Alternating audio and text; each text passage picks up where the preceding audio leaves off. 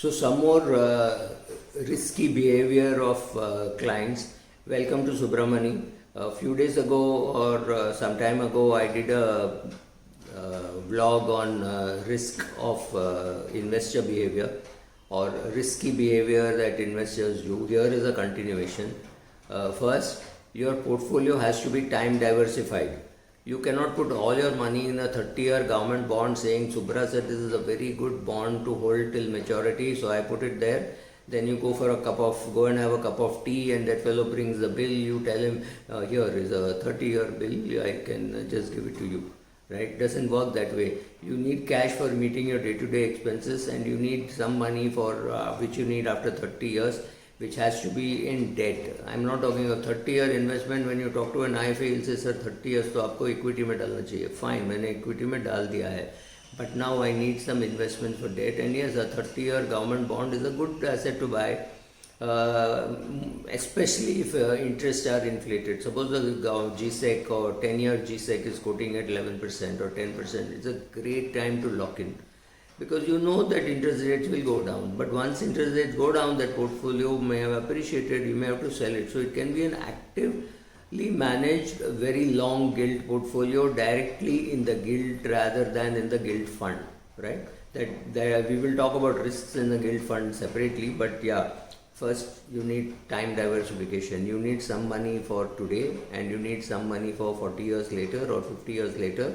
And if you're a 10-year-old, you need money for 100 years later, because today if you're 10 years, there's a very, very high probability that you will cross the age of 100. So you need this money after 100 years. So imagine the kind of view that you have to take. But you need to be time diversified in all asset classes. Or at least you know that because it's a time diversification, I have a 30-year bond. And because I need some money on a day-to-day basis that is lying in cash at home or in the bank account or something on my credit card, right? The other worry is not understanding the risk of inflation and the existence of volatility in the short run. In the long run, what hurts your portfolio is inflation. In the short run, what you can see is volatility. You buy in the morning and then it goes down. You sell at a price and then the price goes up. There is bound to be short-term volatility. Today in this market with COVID, people losing jobs, many people will go and redeem their portfolios. In fact, I'm very happy to see the number of endowment plans being surrendered. That's the best way to raise money. If you don't need the insurance, don't have the endowment plan, because you should have anyway taken term insurance. So go and take term insurance. Today I believe it's got a little expensive because health checkups are difficult to do, hospitals are busy, so maybe the rates have gone up. But still, if you need insurance, go and take it. Take a pure term insurance, and after some time, after 6 months, if everything is regularized, go and take another term insurance and throw this one out. But don't say, I will take a term insurance as and when the markets open, as and when there is no lockdown, right? Does not make sense. If you perceive the risk, go and take the cover. If afterwards you get a lesser premium, you can always throw this away. It does not build any cash value. So next year, don't pay the term insurance premium, but now go and take it for whatever it is worth, because there is some fear in your head, right?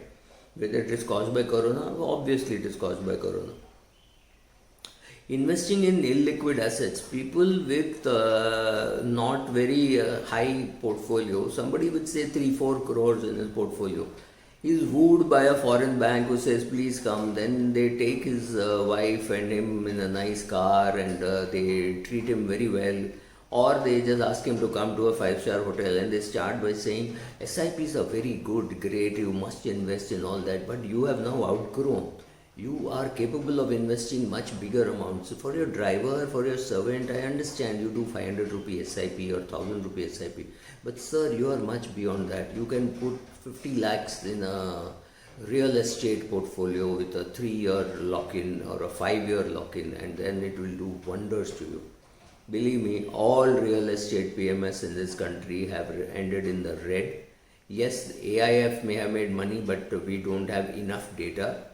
And most people's individual experience over the last 5-6 years in real estate has been pathetic returns. Having said that, I'm not saying going forward that will happen, but you need to understand that these things happen, and uh, you are stuck now with an illiquid asset. You have invested in a PMS of a real estate by AMC, and now it is 30% down. You can do nothing to it, right? You have to just wait for the fund manager to realize the assets, sell it off, or do whatever, and be able to redeem. That's all you can do. So don't be in illiquid assets, and please अपना औकात जान लो. For people with 3 crores, 4 crores, putting 50 lakhs in a illiquid PMS run by the world's best fund manager also doesn't matter, because in real estate or equity, anywhere a 3-year fund or a 5-year fund can lose a lot of money and bleed a lot. Whether it is real estate or equity doesn't matter. So be careful. Don't be invested in illiquid assets. You should be able to go and redeem it if it is an equity fund, and if it is your personal equity, personal equity portfolio that you are talking about.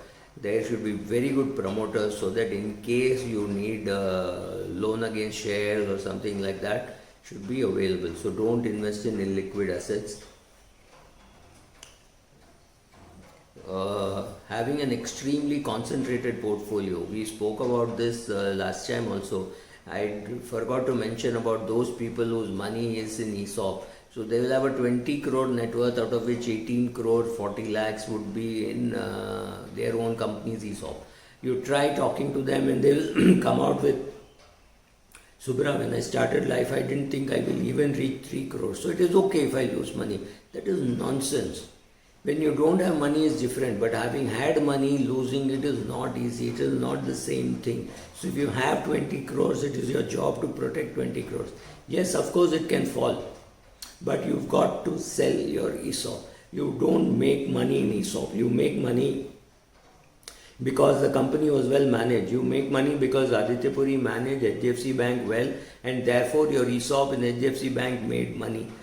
But your money in Satyam did not do well, so it is a badly managed company. That's all, right? So don't have a concentrated portfolio. I have seen many concentrated portfolios. I have forced them to sell. Pick up one date, say 7th of every month, I will sell away 500 shares, because I recently got 48,612 shares in ESOP. I need to get rid of 2,000-3,000 every month, so that end of the year, when the next set of ESOP comes, I will have cash and I will not have to sell everything on one day, right? So you can do that.